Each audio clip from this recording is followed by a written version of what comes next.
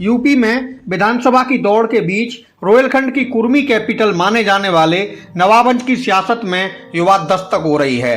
भाजपा के सामने नवाबगंज में मौजूदा विधायक भाजपा केसर सिंह गंगवार के निधन के बाद पैदा हुआ चुनावी खालीपन भरने का सवाल है और इस अहम सवाल का जवाब बनने को स्वर्गीय विधायक केसर सिंह गंगवार के पुत्र विशाल गंगवार तेजी से अपनी फील्डिंग सजा रहे हैं। पिता की विरासत संभाल रहे विशाल गंगवार नवाबगंज से भाजपाई टिकट के प्रमुख दावेदार बनकर सामने आ रहे हैं।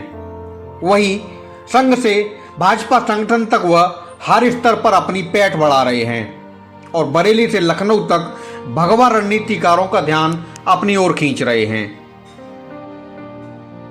मध्य उत्तर प्रदेश यानी रोहिलखंड की सियासत में जितनी ज्यादा चर्चित विधानसभा सीट नवाबगंज मानी जाती है, उतना ही चर्चित इस क्षेत्र का अहमदाबाद गांव भी है।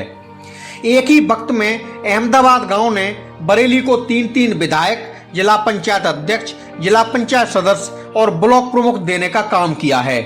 कुछ माह पहले कोरोना ने नवाबगंज से उसके मौजूदा विधायक केसर सिंह गंगवार को छीन लिया था। केसर सिंह भी चर्चित अहमदाबाद गांव के रहने वाले थे। 29 वर्ष के सियासी सफर में केसर सिंह गंगवार और उनका परिवार राजनीति की ऐसी बुलंदियों पर पहुंचा था कि ऐसे उदाहरण कम ही देखने को मिलते हैं। गांव की राजनीति से लेकर जिला पंचायत, विधान परिषद और विधानसभा तक हर जगह इस परिवार के चेहरों ने कामयाबी की दास्तान लिखी है। संघर्ष से सफलता का पहला पायदान खुद केसर सिंह ने 1992 में नवाबगंज से पहला जिला पंचायत सदस्य चुनाव में जीत के साथ चढ़ा था। 2000 में उन्होंने खुद भी जिला पंचायत चुनाव में विजय पताका फहराई थी और भाई की पत्नी ऊषा गंगवार को भी सदन में पहुंचाया था। केसर सिंह गंगवार ने उसी समय ऊषा गंगवार को जिला पंचायत अध्यक्ष बनवाकर अपनी ताकत का लोहा पूरे रोहिलखंड को मनवाया था। उस वक्त उन्होंने अपनी राजनीतिक चालों से जिला पंचायत के माहिर खिलाड़ी माने जाने वाले महिपाल सिंह यादव को शिकस्त दी थी। महिपाल सिंह यादव की पत्नी सरोज यादव उस चुनाव में प्रत्याशी थी। केसर सिंह गंगवार और उनका परिवार इसके बाद एक राजनीतिक सीढ़ियां चढ़ता रहा। 2002 में जब तत्कालीन भाजपा विधायक भगवत शरण गंगवार अपनी पूरी टीम के साथ सपा में चले गए तो जिला पंचायत सदस्य रहते केसर सिंह गंगवार ने भाजपा से विधानसभा का टिकट मांगा था। पार्टी ने उस वक्त उनको तवज्जो नहीं दी और डॉक्टर MP आर्या को अपना प्रत्याशी बनाया। डॉक्टर आर्या चुनाव में मात खा बैठे। 2005 में केसर सिंह और उनके भाई की पत्नी ऊषा गंगवार ने फिर से जिला पंचायत सदस्य बनकर अपनी ताकत सबको दिखाई। इतना ही नहीं, केसर सिंह ने ऊषा गंगवार के बेटे धर्मेंद्र गंगवार और पिंटू को नवाबगंज का ब्लॉक प्रमुख भी बनवाया। केसर सिंह हर चुनाव में भाजपा का झंडा बुलंद करते रहे और लगातार विधानसभा के लिए मजबूत दावेदारी करते रहे। इसके बाद भी पार्टी में उनकी अनदेखी की जाती रही। इसी अनदेखी के चलते केसर सिंह गंगवार ने 2005 में भाजपा छोड़ बसपा का दामन थाम लिया। 2007 में बसपा ने उनको नवाबगंज में अपना विधानसभा उम्मीदवार बनाया। कांटे की लड़ाई हुई।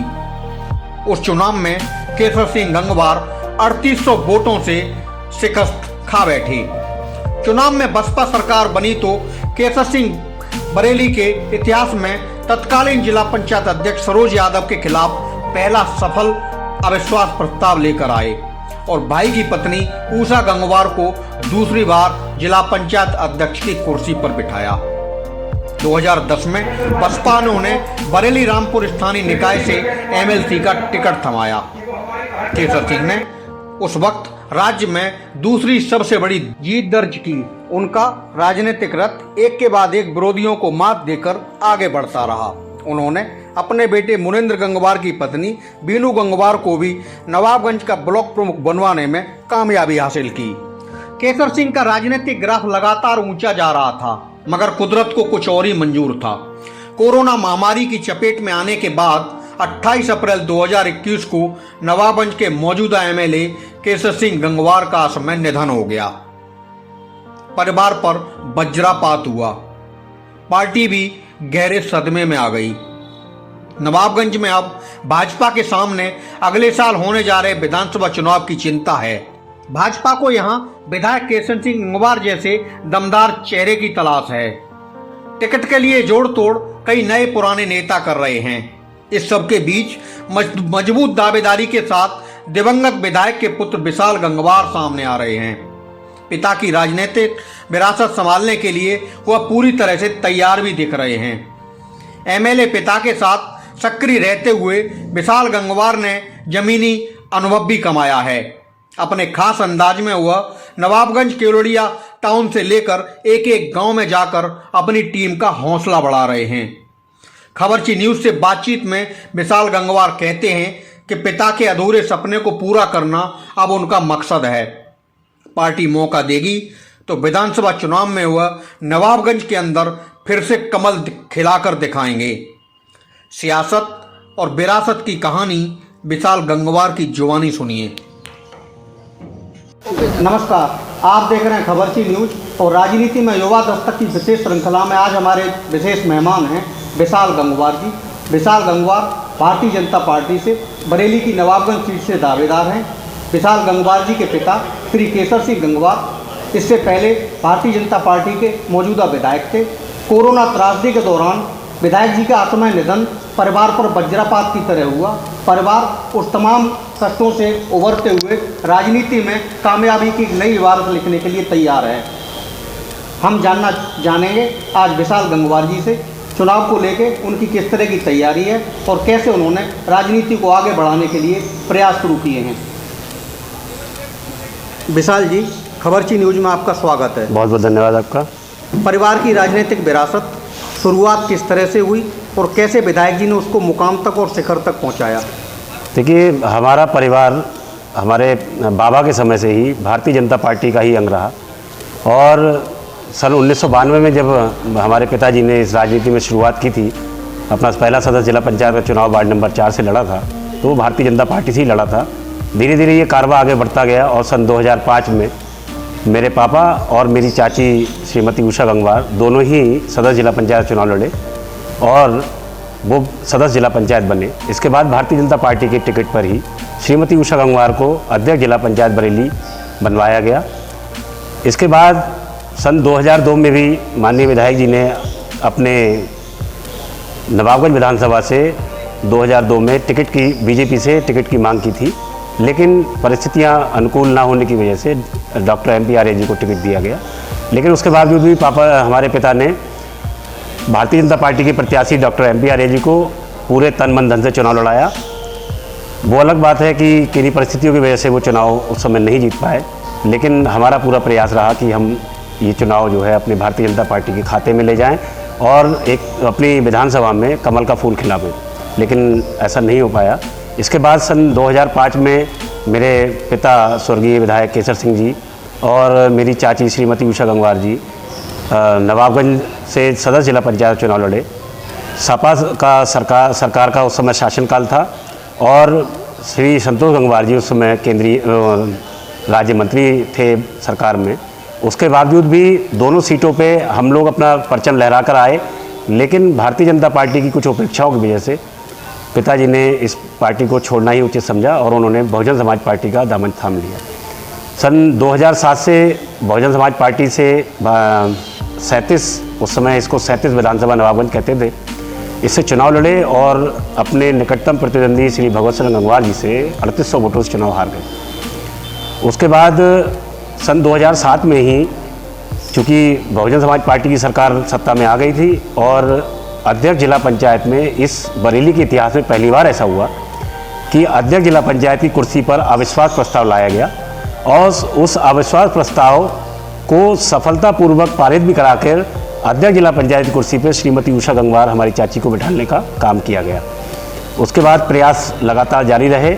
सन 2005 में ही हमारे चचेरे भाई श्री धर्मेंद्र गंगवार और पिंटू सपा के शासनकाल में ही ब्लॉक प्रमुख नवाबगंज की कुर्सी पर मंत्री जी के लाख प्रयास के बावजूद भी कुर्सी पर बैठकर ये धता पिला दिया कि हमारा परिवार भी राजनीति में अपना रसूख रखता है, वर्चस्व रखता है। सन 2000 से 2005 वो ब्लॉक प्रमुख रहे और इधर अविश्वास प्रस्ताव आने पर हमारी चाची अध्यक्ष जिला पंचायत रही। सन 2010 में हम लोग फिर चुनाव लड़े, चूँकि पापा को सदस्य विधान परिषद बनाने के लिए पार्टी से संदेश आ गया था, तो मैं और मेरी चाची चुनाव लड़े। मैं वार्ड नंबर 6 से चुनाव लड़ा और मेरी चाची वार्ड नंबर 7 से चुनाव लड़ी। मैं चुनाव कुछ वोटों से हार गया, लेकिन मेरी चाची विजयी रही। सन 2010 में ही बरेली रामपुर स्थानीय निकाय से मेरे पिता श्री केशव सिंह गंगवार जी को प्रत्याशी घोषित किया गया बहुजन समाज पार्टी से, और प्रदेश में दूसरी सबसे बड़ी जीत लेकर मेरे पिता सदस्य विधान परिषद में पहुँचे और 2010 से 2016 तक उनका कार्यकाल रहा। इस बीच 2012 में विधानसभा चुनाव भी आ गया, जिसे हमारी चाची श्रीमती उषा गंगवार को हमारे पापा द्वारा लड़ाया गया, और उस समय बीएसपी का जो कैडर वोट था उसको बढ़ा के भी हम लोगों ने 50,000 वोट इस विधानसभा से हासिल किए। हालांकि हम वो चुनाव में पराजित हुए। फिर 2017 में भारतीय जनता पार्टी का दामन थाम के हमने यहाँ नवाबगंज विधानसभा से चुनाव लड़ा, और काफ़ी सालों का सूखा यहाँ समाप्त करने के बाद भारतीय जनता पार्टी का कमर हमारे पिताजी के द्वारा इस विधानसभा में खिलाया गया। उसका नतीजा ये है कि आज जो है दोनों ब्लॉक प्रमुख नवाबगंज के भारतीय जनता पार्टी के हैं, अध्यक्ष जिला पंचायत भारतीय जनता पार्टी का है, सहकारी बैंक का चेयरमैन भारतीय जनता पार्टी का है। जितने भी महत्वपूर्ण पदों पर जो लोग बैठे हुए हैं वो इस समय भारतीय जनता पार्टी के हैं। इससे ये प्रतीत होता है कि यहाँ की जनता या प्रदेश की जनता या देश की जनता भगवा रंग पर ही भरोसा कर रही है। माननीय नरेंद्र मोदी पर विश्वास करती है, माननीय योगी आदित्यनाथ जी पर भरोसा करती है, और 2022 के चुनाव में भी दमखम से भारतीय जनता पार्टी 2017 से ज़्यादा सीटों से उत्तर प्रदेश में फिर से सरकार बनाने जा रही है। ऐसा मुझे विश्वास है, ऐसा ही मैं आशा करता हूँ। परिवार ने ग्राम पंचायत से लेके जिला पंचायत, विधान परिषद से लेके विधानसभा कामयाबी की बड़ी इबारत लिखी है। 2022 के लिए किस तरह का आपका होमवर्क है और किस तरह से दावेदारी है? मेरे पिता के द्वारा इतने वर्ष की राजनीति करने के बाद में इस नवाबगंज विधानसभा में एक मजबूत और सशक्त टीम तैयार की गई थी। वो टीम आज भी मेरा साथ देने को तैयार है और मेरे साथ खड़ी हुई है, और मैं इस विधानसभा चुनाव में भारतीय जनता पार्टी के द्वारा इस चुनाव के मैदान में उतरना चाहता हूं, क्योंकि मेरे पिता ने एक सपना देखा था कि मैं 9 की 9 विधानसभाओं में नंबर 1 विधानसभा नवाबगंज को बनाऊंगा। मैं उनके इसी सपने को पूरा करने के लिए इस विधानसभा चुनाव में उतर रहा हूं, और मुझे आशा ही नहीं पूर्ण विश्वास है कि भारतीय जनता पार्टी भी मुझ पर अपना भरोसा जताएगी, और इस विधानसभा चुनाव में मैं फिर से भारतीय जनता पार्टी के कमल खिलाने में कामयाब रहूँगा। बहुत बहुत धन्यवाद। धन्यवाद। खबरची न्यूज के लिए बरेली के नवाबगंज से अनूप गुप्ता, शकील अहमद अंसारी और रमेश चंद शर्मा की रिपोर्ट। हर खबर देखने के लिए सब्सक्राइब करें हमारा चैनल खबरची न्यूज।